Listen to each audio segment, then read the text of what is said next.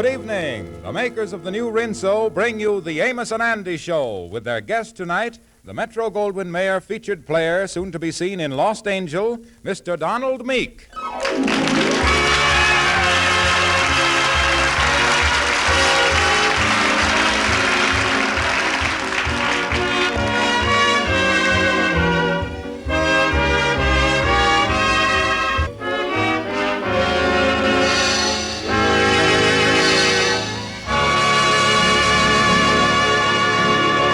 Our story opens tonight in the office of Mr. Andrew H. Brown. In cleaning up his office today, he uncovered an old book of poems which he borrowed 2 years ago from a friend. He's reading a poem to Amos. There are times when only a dog will do, when you're beaten, sick, and blue. He lets you know as he licks your hands that he's downright sorry and understands. That's true, all right. Yeah, but sometimes them poets lay it on too heavy. There's a good thought, I guess, in this piece of poetry. And I is crazy about dogs, but I'm going to tell you something. Dogs ain't nothing like real friends. Well, whatever kind of friend a dog is, though, Andy, at least you can count on him. He don't change on you. But with people, well, I always say that if a man can have one or two real friends in his lifetime, he's lucky. Oh, what you talking about, Amos? One or two friends.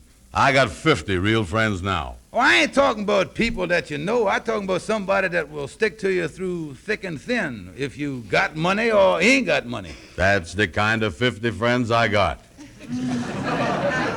Oh, Andy. Well, I just wish there was some way that I could prove it, and I could show you that you don't know what you're talking about. Well, I don't guess there's no way you can prove who's right or wrong, but you know yourself, if you would say to these 50 people you know that you done, say, inherited a big cash fortune, all of these so-called friends of yours would flock to you, wouldn't they? Well... Yeah, but then if you was to lose that fortune, most of them would drop you like a hot potato. Well, listen, Amos, now let's say this. Let's say that I has done inherited $10,000. Well, I tell you. Come on in, Kingfish. Well, hello there, boys. Who was that you're talking about done inherited $10,000? Sit down, Kingfish. Yeah. Andy, who was you talking about that got the $10,000? Well, why you want to know? Well, it's at a time like that that a man needs a friend to give him advice. And I is the best friend that a man with $10,000 could have.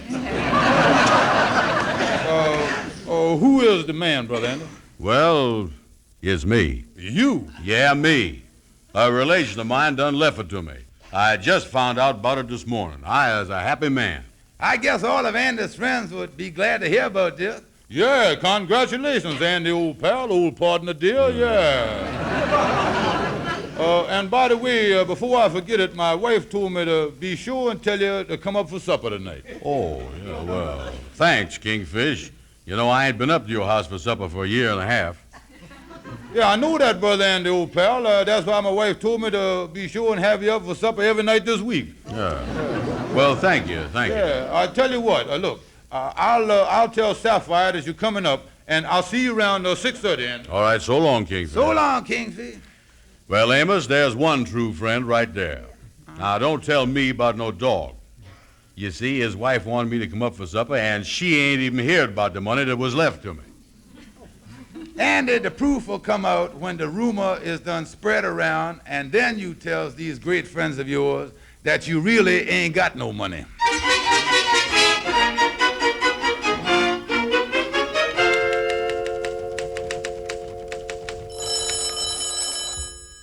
Henry Van Porter speaking. Henry, dear, this is your wife. Oh, hello, dear. Henry, do you know what a girl in the beauty shop just told me? Now, listen, honey, I'm a very busy man now, and if you've But got... listen to me, Henry. Andy Brown has just inherited $10,000. I'll be right home.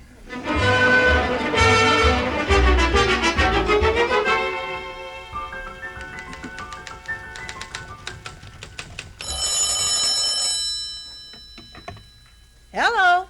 Can I speak to Sadie Blake? This is Sadie. Who is this? Sadie, this here's Josephine. Oh, hello, Josephine.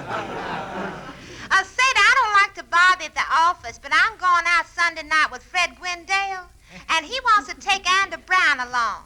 How about you going with Andy? Oh, that good-for-nothing loafer, Andy. Why I wouldn't be seen out with him again if he's the last man in the world? But ain't you heard, Sadie? Andy just inherited $10,000. Oh, what time can he pick me up?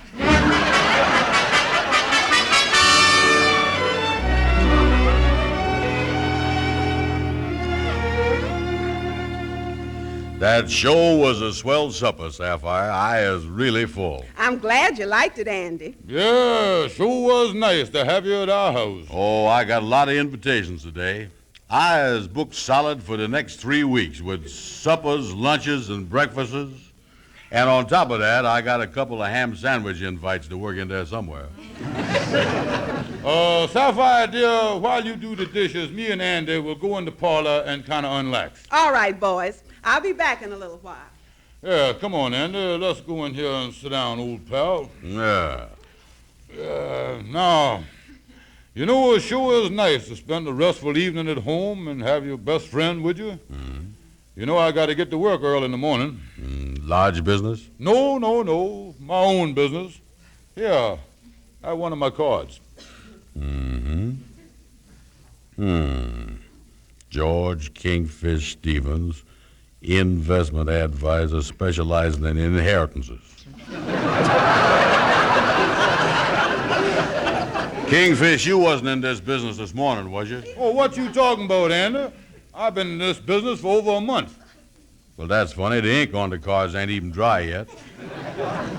Well, you see, Andy, the cards is engraved and the ink goes on there and kind of lumps. You got to fan the card. You got to cool it off, you know. Get this thing out there. Yeah. Oh, boy, them potatoes that Sapphire cooked tonight sure was great. I like that brown gravy on them, too. Yeah, now, about that investment advising business that I got. Huh? I'm glad you asked me. I'll be only too happy to explain it to you now. Brother Andy, with my brains and experiences and ability and everything that I got, I can take a man's money and double it, sometimes triple it, or even forfeit for him. Yeah, well, of course, I ain't exactly got the cash in my hands yet, Kingfish.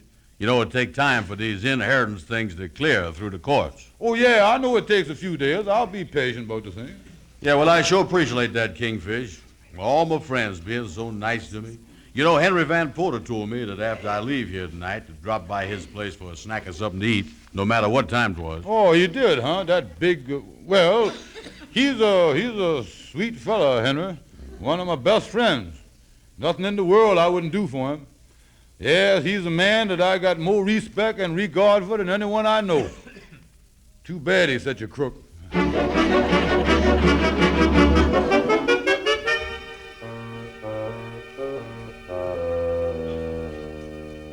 Andy, where in the world has you been for the last week? I've been trying to get a hold of you, but you ain't never home. Well, listen, Amos, between the two of us, since that I done started that rumor about my inheritance, I've been a busy man.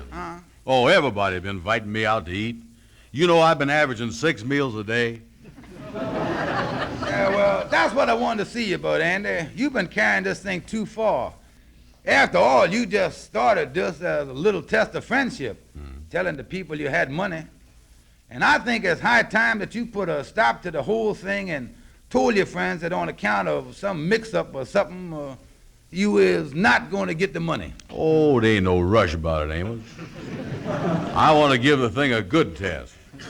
I want to keep it up for a while yet. Tell you the truth, might be a good idea to keep it up for the rest of my life, see if I got any lifelong friends.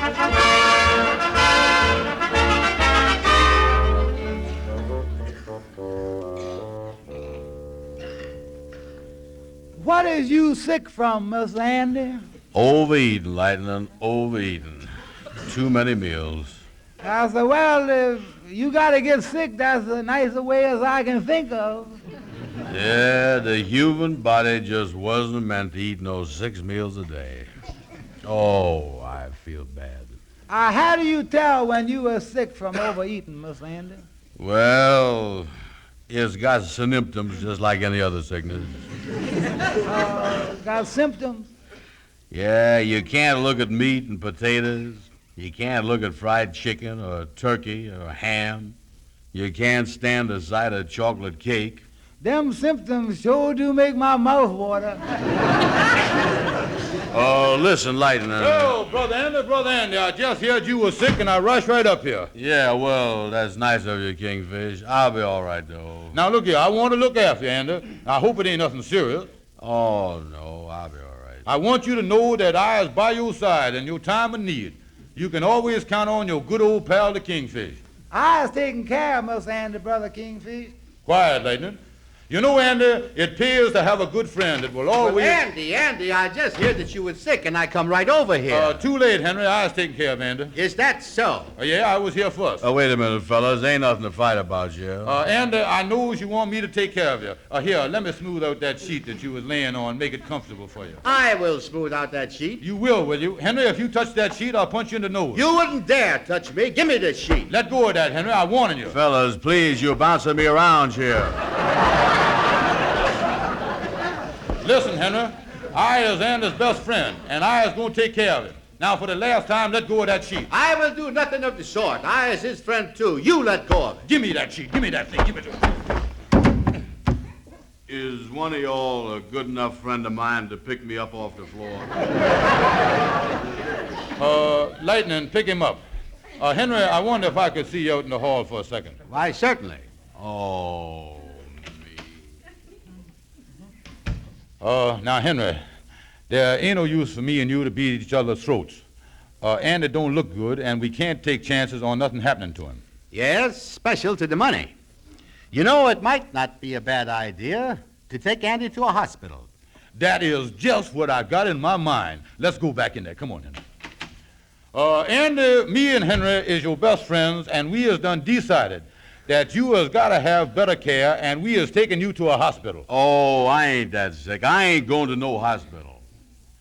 Look here now, Andy, it's for your own good. I tell you, I ain't going. Nobody can put me in a hospital.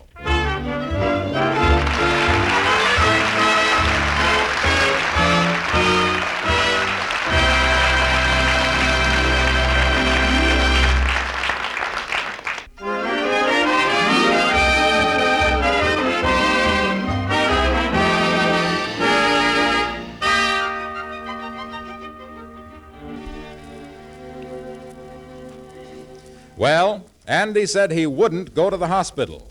So where do you think we find him? That's right, in the hospital, talking to Amos. Nice room you got here in the hospital, Andy. Yeah, Amos, being alone in this ward here, just like having a private room. You feel all right now, though, don't you? Oh, sure I do. And I think I'll get out of here before the day is over. Yeah, you better get out of here. You know, this hospital costs money, and you can't tell the hospital people that you was done inherited $10,000. Well, I don't care what it costs. No price is too big to pay to prove that my friends is really my friends. I wonder what this room costs a day. Well, I don't know, but I got to run along, son. Good luck to you. Take care of yourself. So long, Amos. Let me see. Office. Excuse me for protruding. This is Andrew H. Brown in Ward B. How much is it costing me to stay here? $4 a day, Mr. Brown. Is that the ceiling price? Yes? Yes? That's funny. That's my ceiling, too. I got exactly $4. Of course, that pays you up until 6 o'clock, and then it'll be $8. Well, the way I feels now, I think I'll be all cured about 5:45. Of course, you know you can't leave the hospital until you've been examined by our doctor and approved for release. I can't, huh? Well, is it okay if I get my own doctor to come? Well, yes, but one of our staff physicians will have to be present. By the way, what is your doctor's name? Doctor? Oh, yeah, the doctor. Dr. George Kingfish Stevens, M.D. Do you wish to have me call him? Well, no, just get me the number. The number's Lehigh 41097. One moment. That Kingfish got me in here. He got to get me out. Spending every cent I got. This is a mess. Here's your party. Hello? You got to do something for me, Kingfish. What is it, Andy? Listen, Kingfish. Put on your long-tailed coat and bring that little black doctor's bag that doctor left in your office one day. And here's what I want you to do.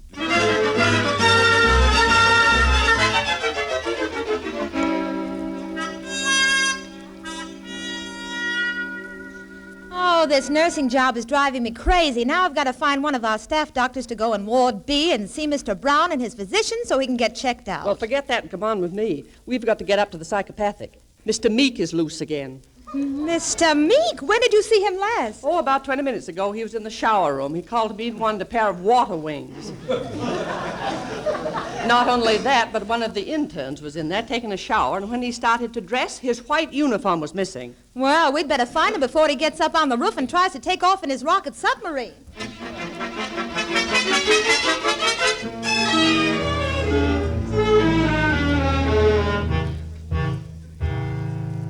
Where is that Kingfish? He better get over here and get me out. I could lay down a lot of places cheaper than this. Hello? Mind if I come in? Oh, no. Come right in, Doctor. Doctor? Oh, you is the staff doctor, ain't you? Oh, the staff doctor, yes. I forgot for a minute. I am the staff doctor, yes. Dr. Meek. You see, I have so many things on my mind. I'm chairman of the board of 2 railroads. I have 3 seats on the stock exchange, 2 of them on the 50-yard line. Yeah.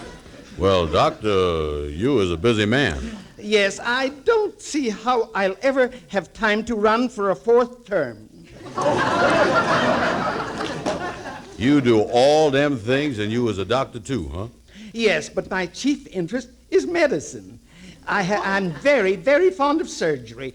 Even as a small boy, I loved to whittle. Well, Dr. Meek, any minute now, I was expecting... Hello there, patient Brown. What is you still doing here in the hospital? Oh, hello, Doctor. Hello. This is the staff doctor, Dr. Meek here. Yeah, pleased to meet you. How do you do? Excuse me while I use the phone here, please. Office. This is Dr. Stevens. Yes, Dr. Stevens. If anybody wants me in surgery or the appendicitis department, I'll be in Ward B. I don't recall having seen you around the hospital here before, Dr. Stevens. Well, most of the time I is here, I goes around in a white gown with a mask on my face. Oh, I was one of the most sanitary doctors you got in the joint. Dr. Stevens, why don't you examine me now so we can get out of here? Yeah, I'll put my doctor's bag here on your bed. All right, Mr. Brown, stick out your tongue. Let me get my R stick out of my bag here. Your R stick? Yes, you know, these things here, you get them off of good humors.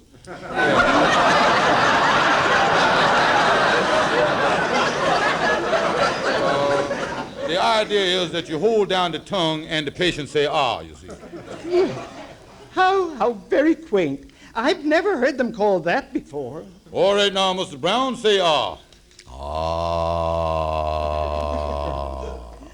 Perfect. I never hope to hear a better all in my life. You got something. Oh, this is fun.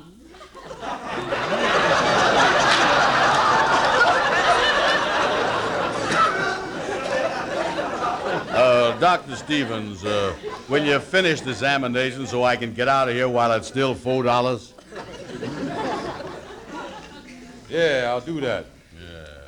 Yeah. Now, my methods even date back way back to the thing. You see, I was an old-time doctor. Yeah. Now, let me feel your pulse. That's the way I tell about getting people out of here, you see? Can't feel them. Why don't you try my wrist? Yeah, here we is. 1, 2, 3, 4, 5, 6, 7, 8, 9, 10, 11. Normal pulse, all right, going a mile a minute. Can't ask for more pulse than that. Yeah, you got something. I had an idea that a pulse was supposed to be slower than that. Oh, well, I was counting the upbeat the same as the downbeat. That's what I mean. Dr. Stevens, I was just looking at your doctor's bag here. It's not very heavy. Well, yeah. You see, Dr. Meek, when I goes around calling on patients, I likes to travel light. You see, I operate on so many patients that I'm bound to leave a few tools here and there.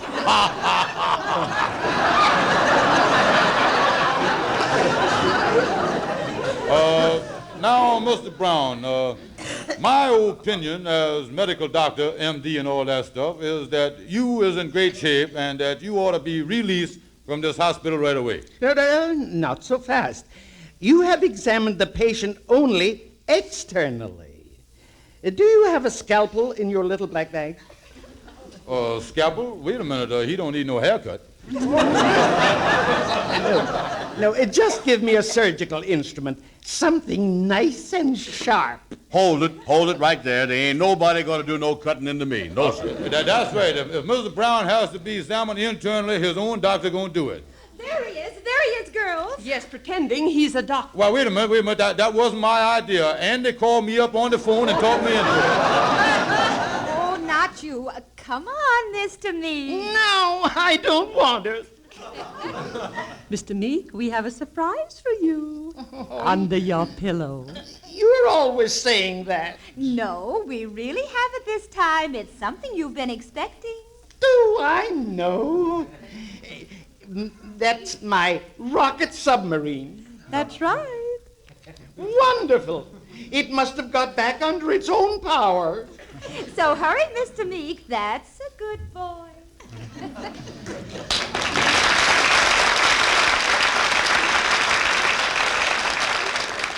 Come on, Kingfish. Now's our chance to get out of here. Hand me my pants.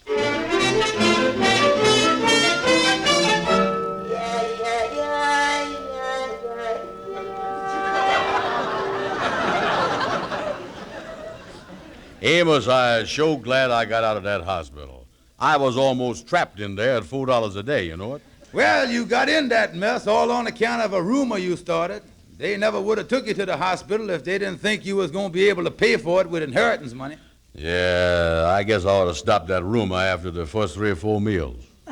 After all, you know, you just done this thing to test out all these friends of yours. Well, you really started, Amos, because you was the one that say a man's best friend is his dog. And I told you that I'd prove to you that a dog ain't nothing. Friends is the thing. Yeah, I know. But what's the difference? Because I still going to prove to you that you was wrong. And these friends will stick by me when I tell them that I ain't going to get no money. And I'm going to tell them as fast as I sees them. Don't tell me about no dog. Well, Andy, all I got to say is this. Here come Van Port and the Kingfish. Well, hello there, Andy. Hello there, old pal. Glad to see you out of the hospital. Don't get up. Don't get up. Yeah, sit down. Take it easy there. Reserve your strength. Can I get you a glass of water or something? He looks better. How do you feel?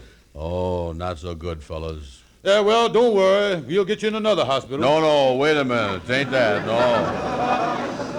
Well, Andy, until you, our very dear friend, has completely recovered, we're going to stick by your side. Yeah, we is going to convalesce rest right along with you. Yeah, we'll bring you your breakfast, lunch, and supper. You won't have to raise a hand. Here, have a cigar, Andy. Oh, thanks, yeah. Now, look, fellas. Mm-hmm. What I want to tell you is this. Yeah. There was a great big mistake about the inheritance. It was another Andrew Brown, and I ain't going to get a penny. What does this mean? Is that right, Andy?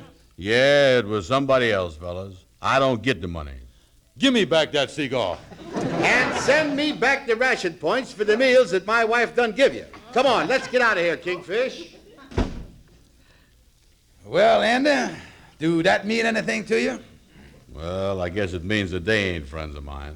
But they is only 2. I gonna wait till the news of me not having no money spreads around a little more. Then you'll see that they ain't all like the Kingfish and Van Porter.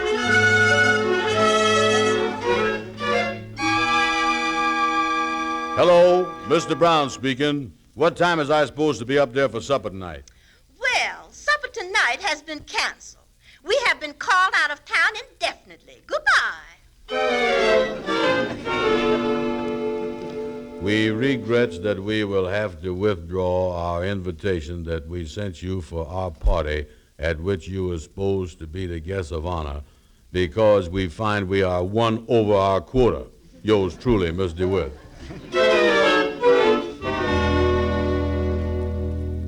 What? Why, you good-for-nothing loafer. I wouldn't be seen out with you again if you was the last man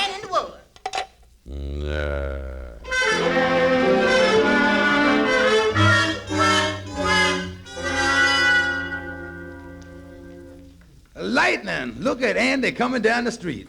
Yeah, sir. We ain't seen him for 2-3 days. And look who's with him. Yeah, sir. They is really strutting, ain't they? Hello, boys, hello. Well, hello there, Andy. You two certainly look good together. Yeah. Amos, Lightning, I want you to meet a friend of mine. This is Susie. How you do? Hello, Susie. Well, Susie, ain't you going to speak to him? Speak.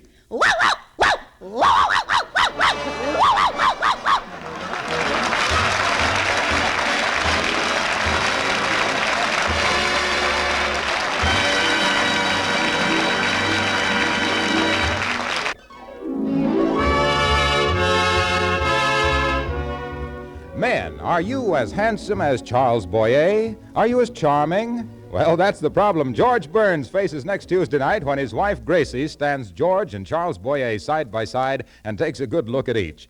Be sure to tune in George Burns and Gracie Allen next Tuesday night when they'll have as their guest Charles Boyer. Consult your newspaper for time and station. And be sure to join us again next Friday night at this same time for the Amos and Andy Show, at which time the boys will have as their guest Chester Morris. Thanks to Donald Meek for being with us tonight. Our program is shortwave to our armed forces overseas. This is Harlow Wilcox speaking for all of us, bidding all of you a pleasant good night.